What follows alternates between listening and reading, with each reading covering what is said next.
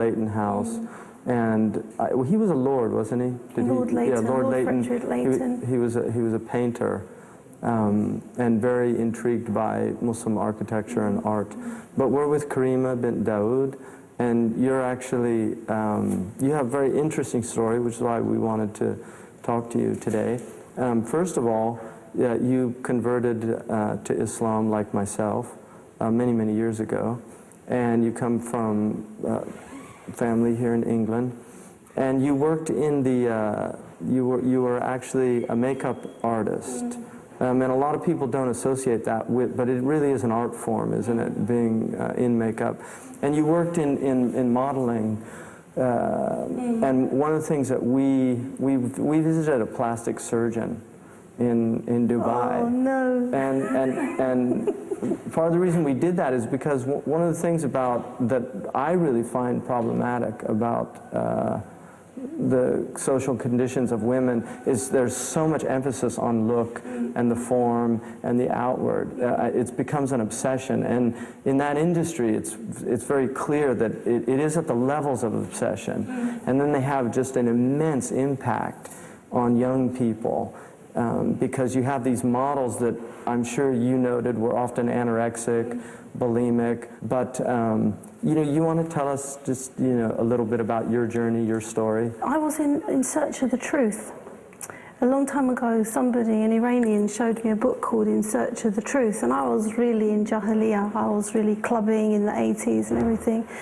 I don't know, it was all very empty for me, the 80s. It was all very superficial, and it just wasn't enough for me. I always knew that I was intelligent, mashallah, and I had more to me than just the way that I looked.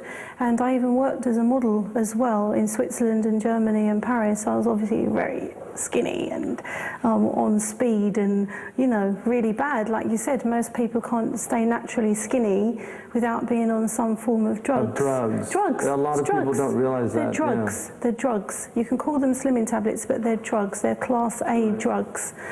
And it was just empty for me. And because I'd looked at different faiths, Hinduism, Buddhism, I was searching, I was looking at lots of different things, and just people gave me dawah.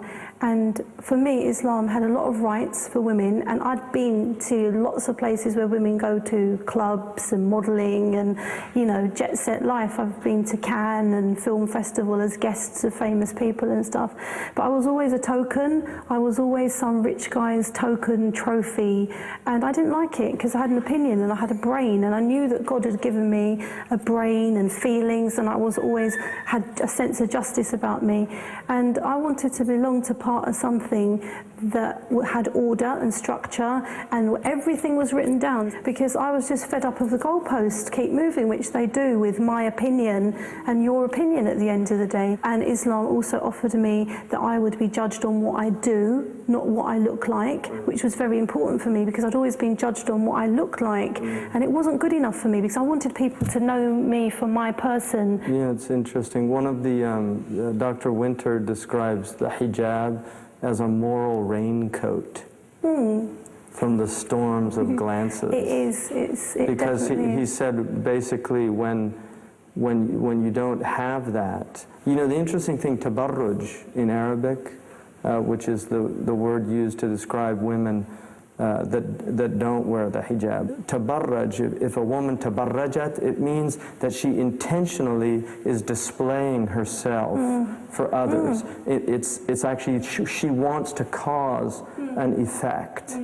And that's her intention in it, which is very interesting because in our culture, so much of that is really imposed upon women. I mean, there's an element, obviously, that women enjoy that, and many men do as well, being noticed. Can I say something, please? There's also an element that some women are not even aware of what they're doing.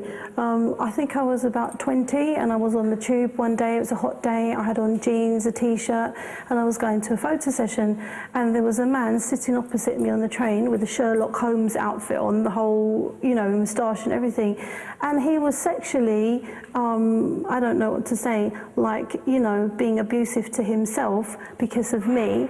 And I was young. I was about 18 years old. I didn't know what to do. I knew something was happening.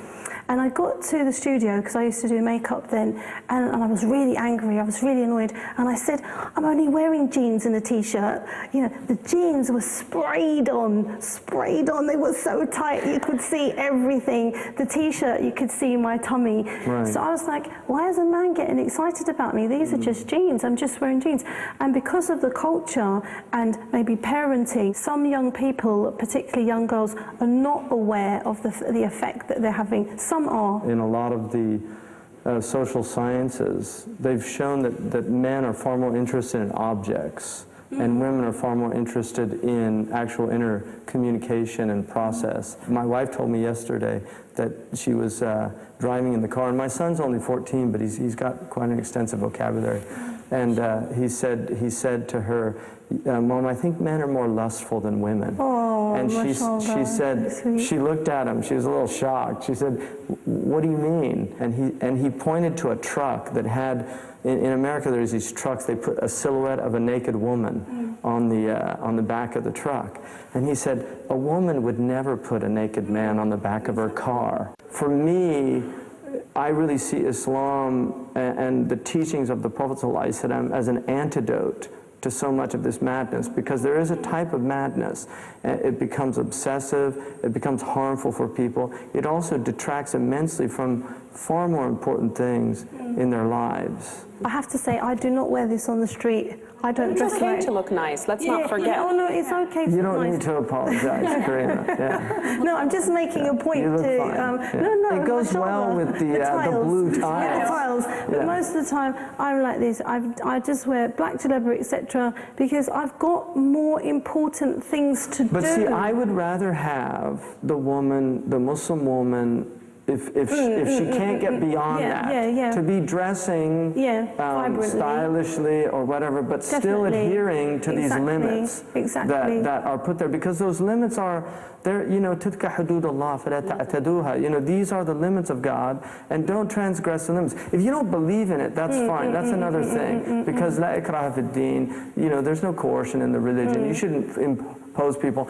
I'm also quite, you know, especially in the West, with women who aren't wearing the hijab, I've found some women who do not wear the hijab to be far more devout and far more committed to Islam than many women that I've met that wear the hijab. And I say that without any hesitation. I mean, I really have met, it's a level of commitment. There's some people that don't realize that, you know, that it is something that is, I wouldn't say it's central to the deen, but it's certainly, if you look at an orange, the purpose of the skin is to protect the fruit. Exactly. And so the hijab is, to me, it's like that. It's just to protect, but also males. I mean, men, I don't wear tight pants, and I really don't think men should do it as well, or, you know, tight clothes. I don't wear short sleeve shirts. I don't have a problem with men who do, but you know, I was taught that men should dress modestly. Well, what was it like for you? I mean, you were really wrapped up in this world